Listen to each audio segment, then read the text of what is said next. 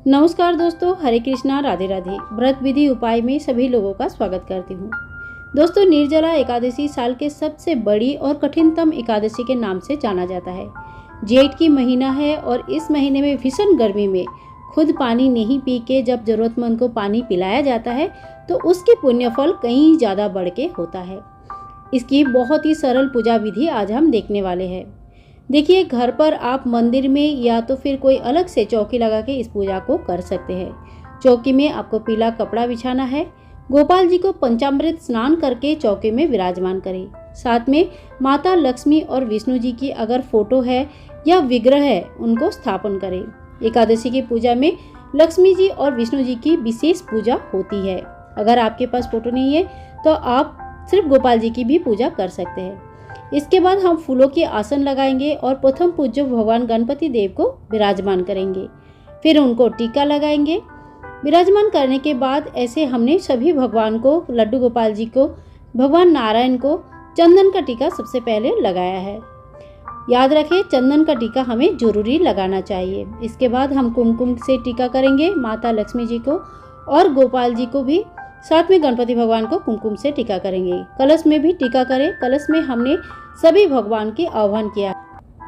टीका लगाने के बाद हम भगवान जी को चढ़ाएंगे इत्र। इत्र जरूर चढ़ाए। सुगंधी पंचोपचार पूजा का एक पार्ट है। इत्र चढ़ाने के बाद हम भगवान जी को वस्त्र रूपी कलावा और साथ में जनेऊ चढ़ाएंगे। सबसे पहले गणपति भगवान को चढ़ाएंगे और उसके बाद हम श्री विष्णु नारायण को भी कलावा और जनेऊ चढ़ाएंगे। अगर आपके पास जनेऊ नहीं है तो कच्चे धागे से जनेऊ बना सकते हैं, और अगर माला है तो माला पहनाए, और अगर नहीं तो फूल भी चढ़ा सकते हैं। इस दिन भगवान को पीला फूल चढ़ता है, परंतु आपके पास जो भी है फूल आप वो फूल चढ़ा सकते हैं। अब एक लाल फूल हम चढ़ाएंगे गणपति भगवान को, साथ में दुर्वा घास। दुर्वा घास भगवान जी को बहुत प्रिय होते हैं, इसीलिए गणपति भगवान को दुर्वा घास हमें जरूरी चढ़ाना चाहिए।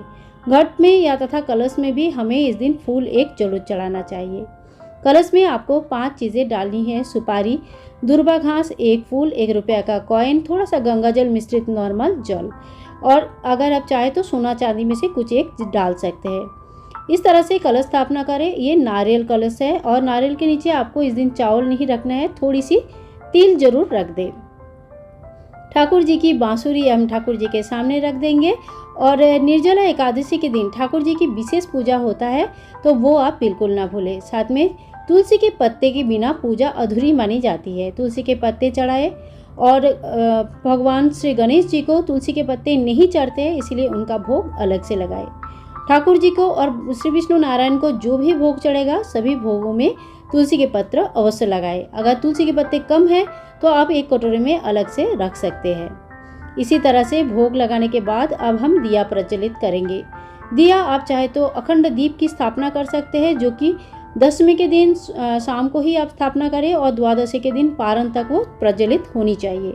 और नहीं तो नॉर्मली सुबह शाम जिस तरह से दिया जलाते हैं उस तरह से भी दिया जला सकते हैं। इस दिन आप चाहे तो घी की भी दीपक जला सकते हैं। अब हम ठाकुर जी को धूप दिखाएंगे। भगवान श्री विष्णु नारायण को हम धूप दिखाएंगे और साथ में सभी भगवान को जिनको आपने आह्वान किया है, गणपति भगवान को, सभी को धूप और दिया हम दिखाएंगे। धूप दिया दिखाने के बाद हम भगवान को फूल चढ़ाएंगे। दिया को भी हम पूजा करेंगे, एक टीका लगाएंगे और फूल चढ़ाएंगे। तो इसी तरह से आपके पास जो भी फूल है उस फूल से भगवान जी की पूजा करें। ध्यान रखें, फूल ताज़े होने चाहिए।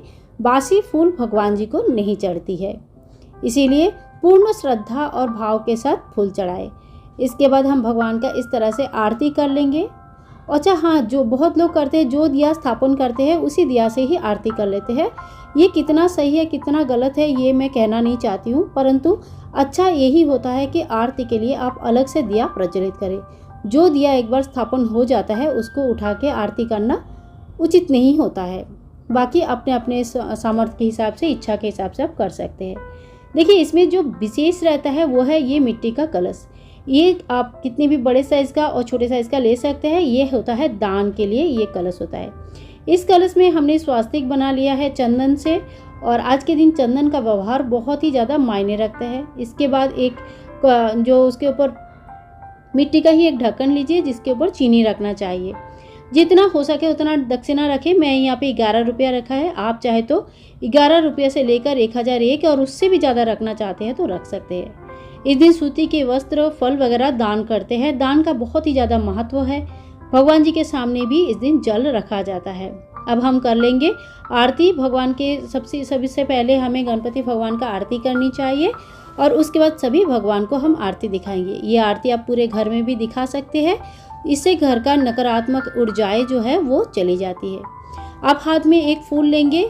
अक्षत इस दिन नहीं लेना है आपको। इस दिन चाहे तो आप तिल ले सकते हैं। एकादशी महात्म का जो बुक्स आते हैं, एकादशी के व्रत कथाएं, उस बुक से आप एकादशी के महात्म पढ़े और फिर बुक्स को भी जो बुक है वो हमें नॉलेज देता है, उससे हमें बहुत सारी चीज़ें पता चलती है।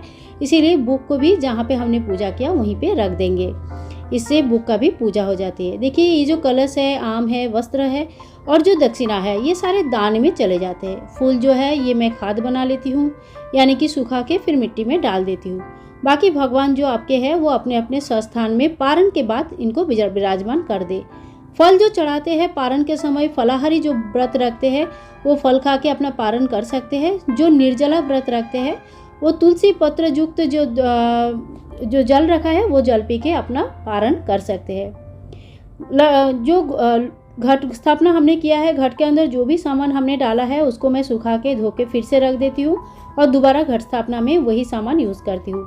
इससे चीज़ें काफ़ी एनर्जाइज्ड हो जाते हैं और काफ़ी भव्य हो जाते हैं। वो चीज़ें मैं फेंकती नहीं हूँ।